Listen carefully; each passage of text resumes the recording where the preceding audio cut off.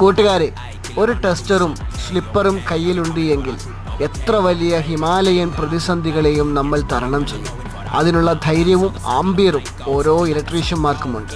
പക്ഷേ ഒരു ക്ലയൻറ്റിനെ പിടിച്ചു നിർത്താൻ ടെസ്റ്റർ പോലെ പ്രവർത്തിക്കുന്ന പെരുമാറ്റവും സ്ലിപ്പറിനേക്കാൾ മൂർച്ചയുള്ള നാവും ഉണ്ടായിരിക്കണം. കാരണം അദ്ദേഹത്തെ വിശ്വസിപ്പിക്കുക എന്നതാണ് നമ്മുടെ ഓരോരുത്തരുടെയും കടമ.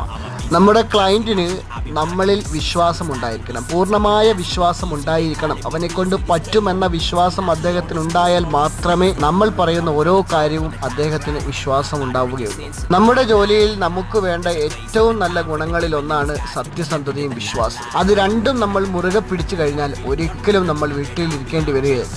അതുകൊണ്ട് റിസൾട്ട് എന്തുമായിക്കൊള്ളട്ടെ, നമ്മൾ നന്നായി അധ്വാനിക്കും. അതിൻ്റെ ഫലം ഒരു നാൾ നമ്മെ തേടി വരിക തന്നെ ചെയ്യും.